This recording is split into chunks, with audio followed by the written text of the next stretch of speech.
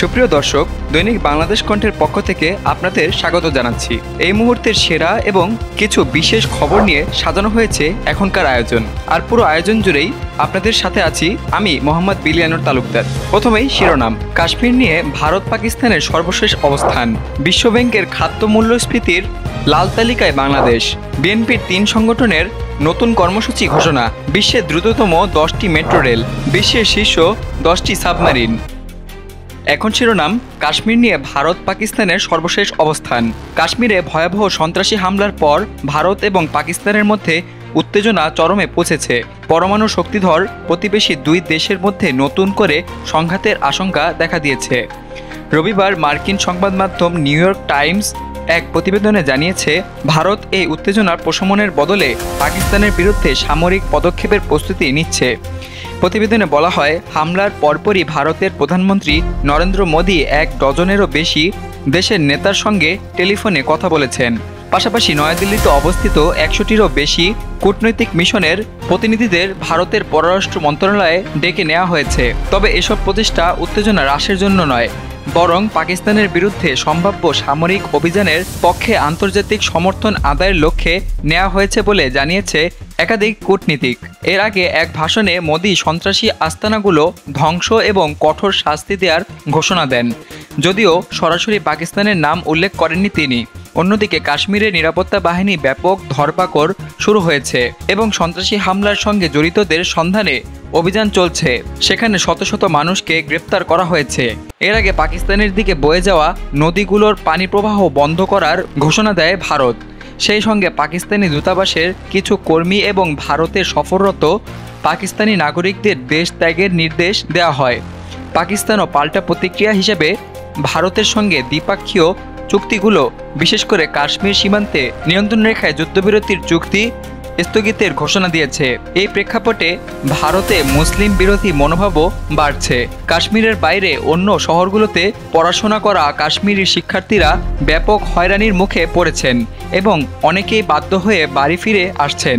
এদিকে হামলার 5 দিন পরও ভারত সরকার আনুষ্ঠানিকভাবে কোনো সন্ত্রাসী গোষ্ঠীর নাম ঘোষণা করেনি এবং হামলার সঙ্গে পাকিস্তানের জড়িত থাকার পক্ষে খুব কম প্রমাণ প্রকাশ করেছে। অন্যদিকে পাকিস্তান সরকার এই হামলায় নিজেদের জড়িত থাকার অভিযোগ সরাসরি অস্বীকার করেছে।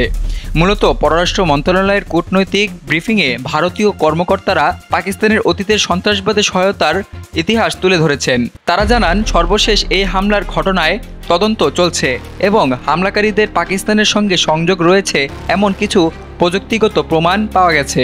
জাতিসংঘ, ইউরোপীয় ইউনিয়ন, ইরান এবং সৌদি আরব উভয় দেশকে সংযম দেখানোর আহ্বান জানিয়েছে। তবে যুক্তরাষ্ট্র বর্তমান পরিস্থিতিতে কতটা সক্রিয়ভাবে ভূমিকা রাখবে তা স্পষ্ট নয়। প্রেসিডেন্ট ট্রাম্পের দ্বিতীয় মেয়াদের প্রথম 3 মাস পার হয়ে গেলেও এখনও ভারত কোনো মার্কিন রাষ্ট্রদূত নিয়োগ দেওয়া হয়নি। আর এটি দক্ষিণ এশিয়াকে ট্রাম্প প্রশাসনের অগ্রাধিকারের তালিকায় নিচে থাকার ইঙ্গিত দেয়। নিউ ইয়র্ক টাইমস বলছে, ভারতের কূটনৈতিক এবং অর্থনৈতিক শক্তি বৃদ্ধির কারণে আন্তর্জাতিক চাপের প্রভাব এখন অনেকটাই কম। ফলে ভারত চাইলে একতরফা পদক্ষেপ নিতেও পিছপা হবে না। বিশ্লেষকরা বলছেন, 2016 এবং 2019 সালের মতো এবারও ভারত পাকিস্তানে সীমান্ত পেরিয়ে বড় ধরনের সামরিক পদক্ষেপ নিতে পারে। তবে পাকিস্তান পাল্টা জবাব দেওয়ার হুমকি দিয়েছে এবং বলেছে, ভারতের যে কোনো আক্রমণের থেকে আরও বড় প্রতিক্রিয়া দেখানো হবে। অন্য এক বিশ্লেষকের মতে, উভয় পক্ষই নিজেদের ক্ষমতা অতিরঞ্জন করেছে, ফলে পরিস্থিতি দ্রুত নিয়ন্ত্রণের বাইরে চলে যেতে পারে। অন্য এক কূটনৈতিক মন্তব্য করেছেন, কেবল অতীতের রেকর্ডের ওপর ভিত্তি করে কি পরমাণু অস্ত্রধারী প্রতিবেশীর সঙ্গে যুদ্ধ করা উচিত হবে? এবার সংবাদ, বিশ্বব্যাংকের খাদ্য মূল্যস্ফীতির লাল তালিকায় বাংলাদেশ। বিশ্বব্যাংক প্রকাশিত খাদ্য মূল্যস্ফীতি ঝুঁকিতে লাল শ্রেণীতে আছে বাংলাদেশ। প্রায় 2 বছর ধরে বাংলাদেশ এই শ্রেণীতে অবস্থান করছে। সম্প্রতি বিশ্বব্যাংক বিশ্বের বিভিন্ন দেশের খাদ্য নিরাপত্তার হালনাগাদ পরিস্থিতি তুলে ধরে তথ্য উপাত্ত প্রকাশ করেছে। প্রতি 6 মাস পর পর এই চিত্র প্রকাশ করে থাকে সংস্থাটি। সেই অনুসারে প্রায় 2 বছর ধরেই বাংলাদেশ লাল তালিকায়, অর্থাৎ অবস্থানের পরিবর্তন হয়নি তার। বিশ্বব্যাংক 10 থেকে 12 মাসের খাদ্য মূল্যস্ফীতি পরিস্থিতি বিবেচনায় নিয়ে খাদ্য নিরাপত্তা বিষয়ক প্রতিবেদনটি প্রকাশ করে থাকে। বাংলাদেশের পাশাপাশি আরও 14টি দেশ লাল শ্রেণীতে রয়েছে। দেশগুলো হলো Congo, Angola, Ethiopia, Gambia, Guinea, Madagascar, Ghana, Bharat, Laos, Lesotho, Tunisia, Zambia, Belarus এবং রাশিয়া। খাদ্য মূল্যস্ফীতি কোন দেশে কত বেশি তা বোঝাতে বিভিন্ন দেশকে 4 শ্রেণীতে ভাগ করেছে বিশ্বব্যাংক। যেসব দেশের খাদ্য মূল্যস্ফীতি 30% বা তার বেশি, সেসব দেশকে বেগুনি শ্রেণীতে। 5 থেকে 30%-এর মধ্যে যেসব দেশের খাদ্য মূল্যস্ফীতি, তাদেরকে লাল শ্রেণীতে রাখা হয়েছে। এছাড়া 2 থেকে 5% মধ্যে মূল্যস্ফীতির দেশগুলোকে হলুদ এবং 2% কম মূল্যস্ফীতির দেশগুলোকে সবুজ শ্রেণীতে রাখা হয়েছে। সব মিলিয়ে 172টি দেশের খাদ্য মূল্যস্ফীতি পরিস্থিতি তুলে ধরা হয়েছে সংস্থাটির প্রতিবেদনে। এতে বলা হয়েছে, ফেব্রুয়ারির পর থেকে বিশ্ববাজারে কৃষি শস্যপণ্য 4 থেকে 8% পর্যন্ত কমতে দেখা গেছে, কিন্তু সামনের দিনগুলোতে এসব পণ্যের দাম বৃদ্ধির শঙ্কা রয়েছে। সরবরাহের সীমাবদ্ধতা এবং আবহাওয়ার কারণে ভুট্টার দাম 15 মাসের মধ্যে সর্বোচ্চ পর্যায়ে রয়েছে। তবে বিশ্ববাজারে চাহিদা কমে আসায় চালের দাম 2 বছরের মধ্যে সর্বনিম্ন পর্যায়ে রয়েছে। খাবারের দাম নিয়ে সবথেকে ভালো আছে 8টি দেশ। সবুজ শ্রেণীভুক্ত দেশগুলো হলো সুইজারল্যান্ড, সুইডেন, সৌদি আরব, মাকাও, চীন, ফ্রান্স, ফিনল্যান্ড এবং বেনিন। উচ্চ খাদ্য মূল্যস্ফীতি বিবেচনায় বিশ্বব্যাংকের তালিকায় টানা 1 বছর ধরে সবথেকে খারাপ শ্রেণীতে অর্থাৎ বেগুনিতে আছে 6টি দেশ। এই দেশগুলো হলো মালাউই, দক্ষিণ সুদান, হাইতি, মায়ানমার, আর্জেন্টিনা এবং তুরস্ক। উল্লেখ্য, প্রায় 3 বছর ধরে বাংলাদেশ উচ্চ মূল্যস্ফীতিতে চলছে। তবে 1 বছর ধরে খাদ্য মূল্যস্ফীতি বেশি ছিল। টানা 10 মাস খাদ্য মূল্যস্ফীতি ছিল 10%-এরও বেশি। 10 মাস পর গত ফেব্রুয়ারিতে খাদ্যের মূল্যস্ফীতি 10%-এর নিচে নামে। মার্চে তা 1 অঙ্কের ঘরেও ছিল। গত বছরের মার্চের পর খাদ্য মূল্যস্ফীতি আর 1 ঘরে নামেনি।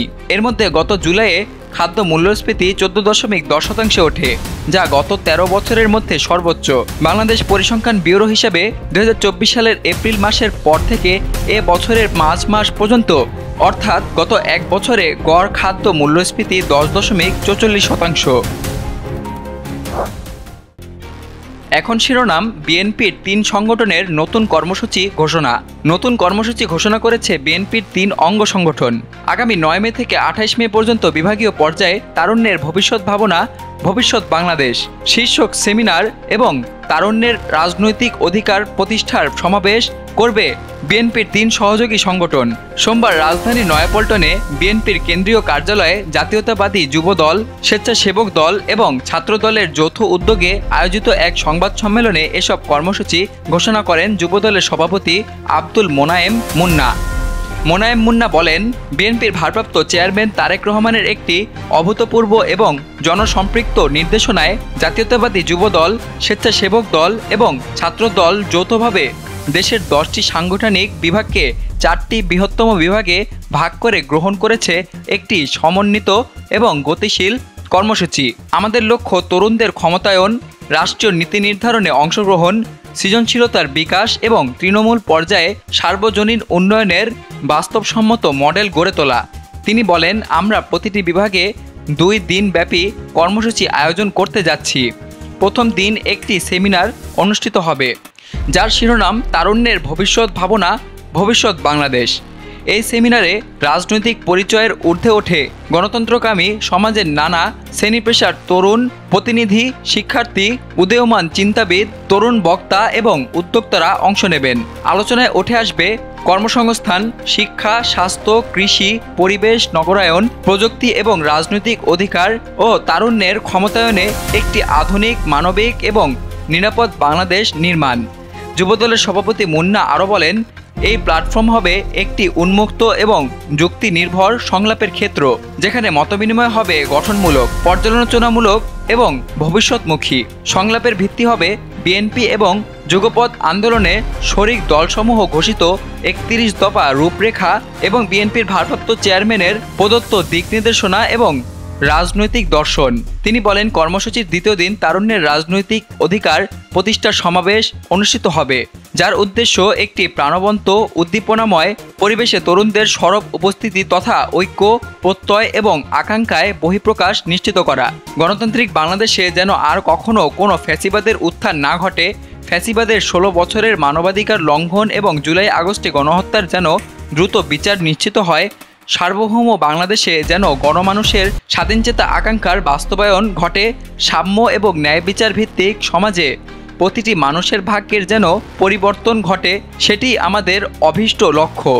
যুবদল সভাপতি বলেন, আমাদের বিশ্বাস বিএনপির 3 অঙ্গ সংগঠনের এই আয়োজন কেবল রাজনৈতিক কর্মসূচি নয়, বরং এটি একটি প্রজন্মের সঙ্গে সংলাপ গড়ার সেতুবন্ধন, একটি জনভিত্তিক, ন্যায্য এবং অন্তর্ভুক্তিমূলক রাষ্ট্র নির্মাণের ভিত্তিপ্রস্তর। এই কর্মসূচিগুলোর মাধ্যমে জনগণের মতামত এবং চিন্তাভাবনা সংগ্রহ করা হবে, যার ভিত্তিতে আমরা আমাদের রাজনৈতিক এবং সামাজিক নীতিগুলোকে আরও জনকল্যাণমুখী এবং মানুষের চাহিদা অনুযায়ী পরিমার্জিত করতে পারব। তরুণদের একাগ্রতা, সম্পৃক্ততা এবং অংশগ্রহণের মাধ্যমে আমরা আমাদের নীতি নির্ধারণ প্রক্রিয়াকে আরও জনমুখী এবং জনগণের কাছে দায়বদ্ধ রাখার চেষ্টা করব ইনশাআল্লাহ। প্রথম কর্মসূচি চট্টগ্রাম এবং কুমিল্লা বিভাগে, আগামী 9 মে থেকে 10 মে চট্টগ্রাম এবং কুমিল্লা বিভাগে।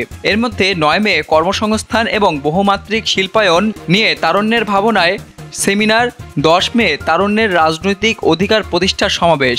দ্বিতীয় কর্মসূচি খুলনা এবং বরিশাল বিভাগে, 16 থেকে 17 মে খুলনা এবং বরিশাল বিভাগে শিক্ষা, স্বাস্থ্য এবং মৌলিক অধিকার নিয়ে তারুণ্যের ভাবনায় সেমিনার, 17 মে তারুণ্যের রাজনৈতিক অধিকার প্রতিষ্ঠার সমাবেশ হবে। তৃতীয় কর্মসূচি রাজশাহী এবং রংপুর বিভাগে, 23 থেকে 24 মে রাজশাহী এবং রংপুর বিভাগে হবে এই সমাবেশ। এর মধ্যে 23 মে কৃষি উন্নয়ন, পরিবেশ রক্ষা এবং নাগরিক সমস্যা নিয়ে তারুণ্যের ভাবনায় সেমিনার, 24 মে তারুণ্যের রাজনৈতিক অধিকার প্রতিষ্ঠার সমাবেশ হবে। চতুর্থ কর্মসূচি ঢাকা, ফরিদপুর, সিলেট এবং ময়মনসিংহ বিভাগে হবে, 27 থেকে 28 ঢাকা, ফরিদপুর, সিলেট এবং ময়মনসিংহ বিভাগে এই সমাবেশটি হবে। এর মধ্যে 27 মে তারুণ্যের অর্থনৈতিক মুক্তি এবং রাজনৈতিক ভাবনায় সেমিনার ও 28 মে তারুণ্যের রাজনৈতিক অধিকার প্রতিষ্ঠার সমাবেশ হবে। এখন শুনছেন বিশেষ সংবাদ। বিশ্বের দ্রুততম 10টি মেট্রো রেল। বিশ্বজুড়ে নগরায়ন এবং জনসংখ্যার বিস্ফোরণ যত বাড়ছে, শহরের ভেতরে দ্রুত এবং নির্ভরযোগ্য গণপরিবহনের প্রয়োজন ততই তীব্র হচ্ছে। এই প্রেক্ষাপটে মেট্রো রেল ব্যবস্থাগুলো শহর জীবনের গতি বাড়াতে এক বিপ্লব এনেছে। বিশ্বের অনেক দেশ তাদের রাজধানী এবং গুরুত্বপূর্ণ শহরগুলোতে উচ্চ গতিসম্পন্ন মেট্রো রেল চালু করেছে। আজকের এই প্রতিবেদনে আমরা জানব বিশ্বের দ্রুততম 10টি মেট্রো রেল সম্পর্কে। প্রথম অবস্থানে রয়েছে সাংহাই মেট্রো, চীন। সাংহাই মেট্রো শুধু চীনের নয়, বরং বিশ্বের সবথেকে দ্রুতগতির মেট্রো রেল ব্যবস্থা হিসেবে পরিচিত। সাংহাই ম্যাগলেভ রুটে ট্রেন সর্বোচ্চ 160 কিলোমিটার গতিতে চলাচল করে। চৌম্বক ভাসমান প্রযুক্তি এই রেলপথে শহরের এক প্রান্ত থেকে অন্য প্রান্তে পৌঁছে দেয় মাত্র কয়েক মিনিটেই। দ্বিতীয় অবস্থানে রয়েছে সিউল মেট্রো, দক্ষিণ কোরিয়া। এখানে ট্রেনগুলো 110 থেকে 120 কিলোমিটার প্রতি ঘন্টা গতিতে চলে। সিউলের মেট্রো নেটওয়ার্ক প্রযুক্তিগতভাবে এতটাই উন্নত যে এটি বিশ্বের সবথেকে নির্ভরযোগ্য শহরে রেলওয়ে ব্যবস্থাগুলোর একটি হিসেবে বিবেচিত হয়। তৃতীয় অবস্থানে রয়েছে টোকিও মেট্রো, জাপান। এই রেলপথের ট্রেনগুলো 110 কিলোমিটার প্রতি ঘন্টা গতিতে চলে এবং সময়ানুবর্তিতা ও নিখুঁত পরিচালনায় বিশ্ববিখ্যাত। টোকিও মেট্রোর সবথেকে বড় শক্তি হলো এর নিখুঁত সময়সূচি, যা প্রায় মিলিসেকেন্ড পর্যন্ত নির্ভুল। চতুর্থ অবস্থানে রয়েছে বেইজিং মেট্রো, চীন। চীনের আরেক শহর বেইজিংয়ে রয়েছে বিশ্বের অন্যতম ব্যস্ত মেট্রো সিস্টেম, বেইজিং মেট্রো। ট্রেনগুলোর সর্বোচ্চ গতি 110 কিলোমিটার প্রতি ঘন্টা হলেও এর দৈনিক যাত্রী সংখ্যা প্রায় 1 কোটিরও বেশি। শহরের পরিবহন ব্যবস্থার মেরুদণ্ড হিসেবে কাজ করছে এই মেট্রো। পঞ্চম অবস্থানে রয়েছে সিঙ্গাপুর এমআরটি। এখানে সর্বোচ্চ ট্রেন গতি 95 থেকে 100 কিলোমিটার প্রতি ঘন্টা। এই মেট্রোর অন্যতম বৈশিষ্ট্য হলো এটি পুরোপুরি অটোমেটেড এবং ড্রাইভারবিহীন প্রযুক্তিতে পরিচালিত, যা বিশ্বে অনন্য উদাহরণ। ষষ্ঠ অবস্থানে রয়েছে গুয়াংজু মেট্রো, চীন। মেট্রোর গতি এবং পরিসরের দিক থেকে এগিয়ে, সর্বোচ্চ 95 কিলোমিটার প্রতি ঘন্টা হলেও এর স্টেশনগুলো এত ঘন এবং সমন্বিত যে যাতায়াত অত্যন্ত স্বাচ্ছন্দ্যজনক হয়ে উঠেছে। এটি দক্ষিণ চীনের অন্যতম গুরুত্বপূর্ণ রেল নেটওয়ার্ক। সপ্তম অবস্থানে রয়েছে প্যারিস মেট্রো, ফ্রান্স। ফ্রান্সের রাজধানী প্যারিসের মেট্রো বিশ্বের প্রাচীন এবং দ্রুত মেট্রোগুলোর একটি। এর সর্বোচ্চ গতি প্রায় 90 কিলোমিটার প্রতি ঘন্টা। যদিও এটি তুলনামূলক পুরনো, তবে আধুনিকায়নের ফলে এখন এটি খুবই দক্ষ এবং আরামদায়ক। অষ্টম অবস্থানে রয়েছে ওয়াশিংটন মেট্রো, যুক্তরাষ্ট্র। যুক্তরাষ্ট্রের ওয়াশিংটন ডিসির মেট্রো রেল 90 কিলোমিটার প্রতি ঘন্টা গতিতে চলে এবং এটি দেশটির সবথেকে সক্রিয় শহরে রেল ব্যবস্থার মধ্যে পড়ে। নিত্যদিন হাজার হাজার কর্মজীবী মানুষ এর উপর নির্ভর করে চলাফেরা করে। নবম অবস্থানে রয়েছে মস্কো মেট্রো, রাশিয়া। রাশিয়ার মস্কো মেট্রো শুধু গতি নয়, নান্দনিক স্থাপত্য এবং স্টেশনের নকশার জন্য বিখ্যাত। এখানে ট্রেনগুলো 85 কিলোমিটার থেকে 90 কিলোমিটার প্রতি ঘন্টা গতিতে চলতে সক্ষম। এটি ইউরোপের অন্যতম শক্তিশালী মেট্রো রেল নেটওয়ার্ক। দশম অবস্থানে রয়েছে ঢাকা মেট্রো রেল, বাংলাদেশ। সবশেষে বাংলাদেশের গর্ব ঢাকা মেট্রো রেল এখন দক্ষিণ এশিয়ার অন্যতম মেট্রো প্রকল্প। যদিও ট্রেনের প্রযুক্তিগত সর্বোচ্চ গতি 100 কিলোমিটার প্রতি ঘন্টা পর্যন্ত পৌঁছাতে পারে, বাস্তবে ট্রেনগুলো 30 থেকে 40 কিলোমিটার প্রতি ঘন্টা গতিতে চলাচল করছে যাত্রী ওঠানামার সময় বিবেচনায়। বর্তমানে এই লাইন প্রতিদিন প্রায় 1.5 লাখ যাত্রী পরিবহন করছে এবং ভবিষ্যতে আরও 5টি মেট্রো লাইন চালুর পরিকল্পনা রয়েছে। বাংলাদেশ মেট্রো রেল এখনও প্রাথমিক পর্যায়ে থাকলেও আধুনিক প্রযুক্তি, সময়ানুবর্তিতা এবং ডিজিটাল টিকিটিং ব্যবস্থার কারণে এটি ভবিষ্যতের জন্য বিশাল সম্ভাবনার দ্বার খুলে দিয়েছে। সঠিক রক্ষণাবেক্ষণ, পরিকল্পনা এবং সম্প্রসারণের মাধ্যমে এটি একদিন দক্ষিণ এশিয়ার শীর্ষ মেট্রো ব্যবস্থাগুলোর কাতারে পৌঁছাতে পারবে। এখন শিরোনাম বিশ্বের শীর্ষ 10টি সাবমেরিন। জলের নিচে চলা যুদ্ধজাহাজ অর্থাৎ সাবমেরিন বিশ্বের সবথেকে ভয়ঙ্কর এবং কৌশলগত সামরিক অস্ত্রগুলোর একটি। কয়েকটি আধুনিক সাবমেরিন যেন একটি চলমান শহর, যার কাছে পারমাণবিক বোমা বহন করার ক্ষমতা, গোপন স্থানে দীর্ঘদিন থাকার প্রযুক্তি এবং শত্রুর নজর এড়িয়ে আঘাত হানার কৌশল রয়েছে। আজকের এই প্রতিবেদনে আমরা জানব বিশ্বের শীর্ষ 10টি সবথেকে শক্তিশালী সাবমেরিনের তালিকা সম্পর্কে। প্রথম অবস্থানে রয়েছে টাইফুন ক্লাস, রাশিয়া। পৃথিবীর সবথেকে বড় এবং ভারী সাবমেরিন হল রাশিয়ার টাইফুন ক্লাস। এটি 175 মিটার লম্বা এবং পানির নিচে প্রায় 50,000 টনের বেশি ওজন বহন করতে সক্ষম। এই সাবমেরিন 20 ব্যালিস্টিক মিসাইল বহন করতে পারে, যার প্রত্যেকটিতে রয়েছে পারমাণবিক ওয়ারহেড। একবার পানির নিচে গেলে এটি প্রায় 120 দিন ধরে নির্বিচারে চলতে পারে। দ্বিতীয় অবস্থানে রয়েছে ওহাইও ক্লাস, ইউএসএ। আমেরিকার ওহাইও ক্লাস সাবমেরিনগুলো বিশ্বের অন্যতম নির্ভরযোগ্য এবং শক্তিশালী সাবমেরিন। এই সাবমেরিনে রয়েছে 24টি ট্রাইডেন্ট ব্যালিস্টিক মিসাইল, যা পৃথিবীর যে কোনো প্রান্তে আঘাত আনতে সক্ষম। এটি সেকেন্ড স্ট্রাইক কৌশলের জন্য তৈরি, অর্থাৎ শত্রুর প্রথম আঘাতের পরও পাল্টা পারমাণবিক হামলা চালাতে সক্ষম। তৃতীয় অবস্থানে রয়েছে বোরিও ক্লাস, রাশিয়া। রাশিয়ার আরও একটি আধুনিক পারমাণবিক বড়ই ক্লাস। এটি স্টেলথ প্রযুক্তিতে তৈরি হওয়ায় পানির নিচে এটি খুব কম শব্দ তৈরি করে। এতে রয়েছে 16টি বুলাভা ব্যালিস্টিক মিসাইল, যা 8000 কিলোমিটার দূরে আঘাত হানতে পারে। চতুর্থ অবস্থানে রয়েছে ভার্জিনিয়া ক্লাস, ইউএসএ। যুক্তরাষ্ট্রের ভার্জিনিয়া ক্লাস সাবমেরিনগুলোকে বলা হয় মাল্টি মিশন সাবমেরিন। এই নিউক্লিয়ার সাবমেরিনগুলো অত্যন্ত আধুনিক সেন্সর এবং ইলেকট্রনিক যুদ্ধ প্রযুক্তিতে সুসজ্জিত। শত্রু সাবমেরিন জাহাজ এমনকি স্থলভাগেও আঘাত হানতে এটি সক্ষম। পঞ্চম অবস্থানে রয়েছে অ্যাস্টিটিউড ক্লাস, ইউকে। ব্রিটেনের অ্যাস্টিটিউড ক্লাস সাবমেরিনগুলো বিশ্বে পরিচিত এর নীরব শিকারী হিসেবে। এটি অতি কম শব্দে চলাচল করে, ফলে শত্রুর পক্ষে এটি শনাক্ত করা খুবই কঠিন। এটি টর্পেডো, ক্রুজ মিসাইল এবং ডুবন্ত লক্ষ্যবস্তু ধ্বংসে বিশেষভাবে সক্ষম। ষষ্ঠ অবস্থানে রয়েছে ট্রিউমফান্ট ক্লাস, ফ্রান্স। ফ্রান্সের ট্রিউমফান্ট ক্লাস সাবমেরিনগুলো দেশটির সমুদ্রপথে পারমাণবিক প্রতিরক্ষার প্রধান শক্তি। এটি 16টি M51 ব্যালিস্টিক মিসাইল বহন করতে পারে এবং এটি অত্যন্ত শক্তিশালী রেডিও ইলেকট্রনিক প্রতিরক্ষা প্রযুক্তিতে সজ্জিত। সপ্তম অবস্থানে রয়েছে ইয়াসিন ক্লাস, রাশিয়া। এই সাবমেরিনটিকে বলা হয় রাশিয়ার আক্রমণাত্মক শিকারী। ইয়াসেন ক্লাস সাবমেরিন স্টেলথ, গতিশীলতা এবং শক্তি তিনটির দিক দিয়েই অগ্রগামী। এতে আছে উচ্চগতির টর্পেডো এবং ক্লাব মিসাইল লঞ্চার, যা সমুদ্র এবং স্থল লক্ষ্যে কাজ করে। অষ্টম অবস্থানে রয়েছে সিওলফ ক্লাস, ইউএসএ। সিওলফ ক্লাস সাবমেরিন যুক্তরাষ্ট্রের সবথেকে ব্যয়বহুল সাবমেরিন প্রকল্পের একটি। প্রতি ইউনিট তৈরি করতে লেগেছে প্রায় $3 বিলিয়ন। এটি গভীর সমুদ্র এবং আর্কটিক অঞ্চলে যুদ্ধ করার জন্য তৈরি। এটির গতি, শব্দ নিয়ন্ত্রণ এবং অস্ত্র বহনের ক্ষমতা অতুলনীয়। নবম অবস্থানে রয়েছে সরিউ ক্লাস, জাপান। জাপানের সরিউ ক্লাস সাবমেরিন আধুনিক ডিজিটাল ইলেকট্রনিক প্রযুক্তি দিয়ে পরিচালিত। এটি ছোট হলেও অত্যন্ত নীরব, দ্রুত এবং কার্যকারী। এতে রয়েছে এআইপি অর্থাৎ এয়ার ইন্ডিপেন্ডেন্ট প্রোপালসাল প্রযুক্তি, যার ফলে এটি দীর্ঘ সময় ধরে পানির নিচে থাকতে পারে। 10ম অবস্থানে রয়েছে টাইপ 093 শ্যাং ক্লাস চায়না। চায়নার আধুনিক পারমাণবিক সাবমেরিন সাং ক্লাস দ্রুত গতি, স্টেলথ প্রযুক্তি এবং ক্রুজ মিসাইল বহনের ক্ষমতার জন্য পরিচিত। এটি চীনের দক্ষিণ চীন সাগরে কৌশলগত আধিপত্য নিশ্চিত করতে ব্যবহৃত হয়। বাংলাদেশ নৌবাহিনীতে বর্তমানে রয়েছে 2টি type 035G Ming class submarine, যেগুলো হলো বিএনএস নবযাত্রা এবং বিএনএস জয়াত্রা। এগুলো চীন থেকে আনা এবং প্রধানত উপকূলীয় নিরাপত্তা ও প্রশিক্ষণ কাজে ব্যবহৃত হয়। তবে এটি বাংলাদেশের সাবমেরিন যুগের সূচনা। ভবিষ্যতে আরও আধুনিক সাবমেরিন সংযুক্তির মাধ্যমে বাংলাদেশ তার সামুদ্রিক নিরাপত্তা আরও শক্তিশালী করতে পারবে।